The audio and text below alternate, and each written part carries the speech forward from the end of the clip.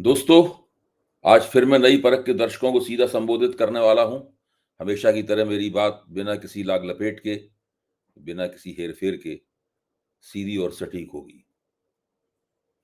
कल मैंने अपनी चर्चा खत्म करते हुए आपसे वायदा किया था दोस्तों कि वोट चोरी के सवाल पर अभी मैं आपसे कुछ और भी कहूंगा। आज 8 तारीख है। 6 को वोट पड़े थे पहले चरण के। 2 दिन के भीतर-भीतर बिहार के चुनाव ने राहुल की कही एक-एक बात सही साबित कर दी है। एक-एक बात। राहुल गांधी ने जिस ब्राजीलियन मॉडल की तस्वीर बार-बार हरियाणा की मतदाता सूची में दिखाई थी, उसका नाम उसका एक वीडियो इस समय जमकर वायरल हो रहा है। ये मॉडल धूप का चश्मा लगाए हुए है, बड़ा फैशनेबल किस्म का। उसका नाम लारिसा है। यह मॉडल हंसते हुए भारतीय लोकतंत्र और चुनाव प्रणाली की खिल्ली उड़ाते हुए बोल रही है। उसकी भाषा पुर्तगीज है, जो ब्राजील में बोली जाती है। एआई और गूगल की मदद से उसकी बातों का एक अनुवाद मैं यहाँ नई परख के दर्शकों के लिए पेश कर रहा हूँ। सुनिए। ऐसा लगता है कि ब्राजील की ये मॉडल फर्जीवाड़ा करने वाली भाजपा और चुनाव आयोग की सेंट्रलाइज्ड टीम को ही संबोधित कर रही हो। सुनिए उसी के शब्दों में उसकी प्रतिक्रिया। फ्रेंड्स, मैं आपको एक चुटकुला सुनाती हूँ। बड़ी खतरनाक सी बात है। जो भी हो, मैं आपको ये चुटकुला सुनाई देती हूँ। फ्रेंड्स, मेरी पुरानी तस्वीर का इस्तेमाल हो रहा है। जी हाँ, मेरी एक पुरानी तस्वीर, जब मेरी उम्र 18-20 साल की रही होगी। मुझे नहीं पता कि ये चुनाव है या और कुछ, जहाँ वोट देना ज़रूरी होता है। और भारत में सचमुच दोस्तों वे मेरी एक पुरानी तस्वीर का इस्तेमाल कर रहे हैं। मैंने आपको बताया, तस्वीर पुरानी है, ठीक है। इस तस्वीर में मैं बहुत कम उम्र की हूँ, शायद 18 से 20 साल की। वे मेरी तस्वीर का इस्तेमाल चुनाव के लिए कर रहे हैं, कितने ताज्जुब की बात है, वो भी भारत में। वे मुझे एक भारतीय के रूप में पेश कर रहे हैं, ताकि उन लोगों को बेवकूफ़ बनाया जा सके। फ्रेंड्स, क्या पागलपन है! आखिर हम किस पागलपन में जी रहे हैं? इस पूरे केस के बाद एक रिपोर्टर ने मुझसे संपर्क किया। वह इस मामले में जानना चाहता था, वह इंटरव्यू के लिए मुझसे बात करना चाहता था। इसलिए उसने मेरे काम की जगह यानी मेरे सैलून पे फ़ोन किया, लेकिन मैंने जवाब नहीं दिया। फिर उसने मेरा इंस्टाग्राम ढूँढ लिया, मुझे इंस्टाग्राम पे मैसेज किया। अब एक और व्यक्ति जिसका इस मुद्दे से कोई लेना-देना नहीं है, वह मेरी एक दोस्त जो दूसरे शहर की है, उससे संपर्क कर रहा है। उस दोस्त ने मुझे एक तस्वीर भेजी है, जिसे मैं अपने वीडियो में अटैच कर रही हूँ। दोस्तों, इस ब्राज़ीलियन मॉडल लारिसा ने अगर गुनिया देवी की तस्वीर देखी होती, तो उसे और ज़्यादा अफ़सोस और ताज्जुब होता। गुनिया देवी की 2022 में मृत्यु हो गई थी। राहुल गांधी ने सबूत के साथ दिखाया था कि गुनिया देवी के नाम पर ब्राज़ीलियन मॉडल लारिसा की फोटो लगी है। एक प्रतिष्ठित पत्रिका के संवाददाता ने पड़ताल की और इस बात को सही पाया। लारिसा चकित है कि भाजपा की फर्जी वाड़ा करने वाली टीम ने जाली वोट डलवाने के लिए बनाए जाने वाले स्पेस की खातिर उसकी तस्वीर ही क्यों इस्तेमाल की। चुनाव आयोग ने आज तक इस बात का कोई जवाब नहीं दिया है। और वो फर्जीवाड़ा करने वाली सेंट्रलाइज्ड टीम, वो कौन है, कहाँ है, किस जगह बैठी है, ये किसी को पता नहीं।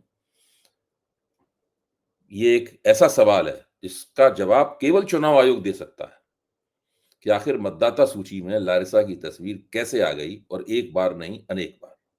मेरा कहना यह है कि चुनाव आयोग कह सकता है कि वो इसकी जांच करेगा, पता लगाएगा कि ये गड़बड़ी कैसे हुई, और अंत में जांच करने के बाद भी अगर उसे पता ना चल पाए कि ये किसका कारनामा है, तो ये भी कह सकता है कि ये गलती हो गई, आगे से इस बात का ध्यान रखा जाएगा कि ऐसा ना हो। लेकिन चुनाव आयोग बिल्कुल चुप है, वो कुछ नहीं बोल रहा। ना हाँ में जवाब दे रहा है, ना में जवाब दे रहा है। ना वो जांच कह रहा, ना ये कह रहा है कि ये आरोप झूठा है। जो भी हो, चुनाव आयोग और मोदी सरकार की साठगांठ की जो चार्जशीट इंदिरा भवन के मंच से पेश की गई थी, उसका प्रत्येक आरोप एक के बाद एक सही साबित होता जा रहा है। ये अलग बात है कि इसके बावजूद एक नंगी और निर्लज्ज सरकार सब कुछ भूलकर केवल और केवल वोट चोरी की जुगाड़ में लगी हुई है। और खास बात यह है कि आरोपों के जो प्रमाण मिल रहे हैं, वे कुछ इस तरह के हैं कि खुद भाजपा वाले बता रहे हैं, देखो देखो राहुल जी ने जो कहा था वह कितना सही है। राहुल ने सबूत दिए थे हरियाणा के, लेकिन उन्हें सही साबित करने के लिए प्रमाण निकल रहे हैं बिहार के चुनाव से। ताज्जुब होता है देखकर। कहीं ऐसा तो नहीं कि राहुल की तीसरी प्रेस कॉन्फ्रेंस के बाद भाजपा के रणनीतिकारों ने सोचा हो कि अब तो भांडा फूट ही गया है। अब चोरी-छिपे काम करने की ज़रूरत क्या है? खुलकर करते हैं वोट चोरी। पहले तो गोदी मीडिया सवाल ही नहीं उठाएगा, और अगर किसी ने गलती से उठा दिया, तो उस पर टूट पड़ेंगे सब मिलकर, उसे खामोश कर देंगे। सोशल मीडिया अगर उठाएगा तो उठाता रहे, सरकार पर, भाजपा पर, संघ पर, चुनाव आयोग पर क्या फ़र्क पड़ता है? इतिहास में वही जाएगा, रिकॉर्ड में वही जाएगा। जो सरकार कह रही है और चुनाव आयोग कह रहा है। दोस्तों, मेरा माथा तो तभी ठनक गया था कि 6 नवंबर को हुए मतदान के आखिरी समय में जब चुनाव आयोग के आंकड़े आने लगे कि बिहार की जनता ने इतिहास की सबसे ज्यादा वोटिंग की है, तो मेरे सामने सवाल यह उठा कि जब इतने बड़े पैमाने पर सच्ची वोटर पर्चियां लेकर बूथ पर आने वाले मतदाताओं को वहां वोट डालने नहीं दिया जा रहा है, तो फिर इतने वोट कैसे पड़ रहे हैं? कौन वोट डाल रहा है? इतने मतदान का इतना प्रतिशत कैसे बढ़ता जा रहा है? मतदाता, पुरुष और महिलाएं, बूथ पर जाते थे और वहां पीठासीन अधिकारी से वो कहते थे कि हमारे पास बीएलओ की भेजी हुई डिजिटल पर्ची है।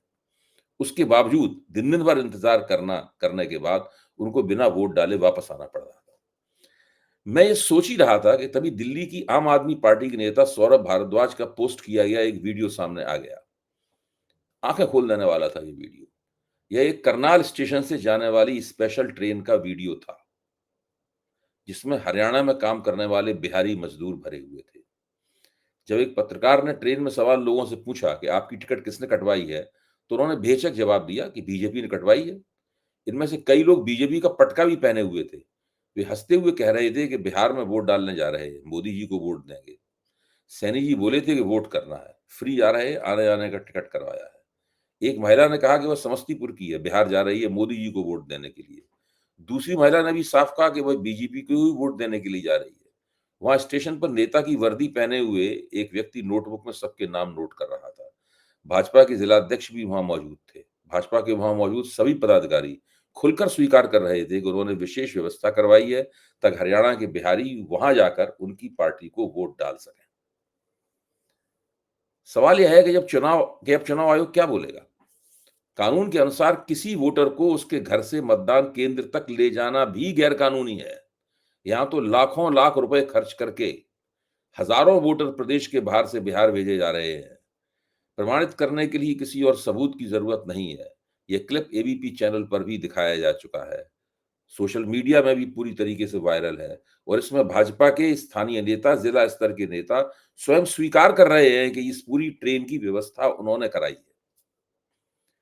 दोस्तों, भाजपा वालों को इस बात को लेकर बड़ी दिक्कत थी कि राहुल ने बिहार के मतदान के एक दिन पहले हरियाणा चुनाव का मसला क्यों उठाया।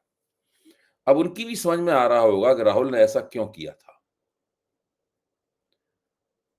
दरअसल ये तो मास्टर स्ट्रोक साबित हो रहा है। बिहार का चुनाव ऐसा लग रहा है कि राहुल के आरोपों की प्रमाण उगल रहा हो। सोशल मीडिया पर उत्तराखंड बीजेपी के नेता प्रभात कुमार का चित्र घूम रहा है।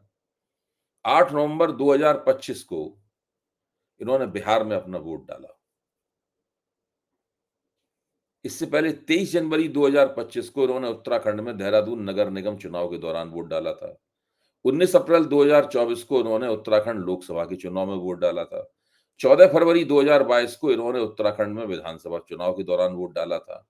11 अप्रैल 2019 को इन्होंने उत्तराखंड में लोकसभा चुनाव के दौरान वोट डाला था।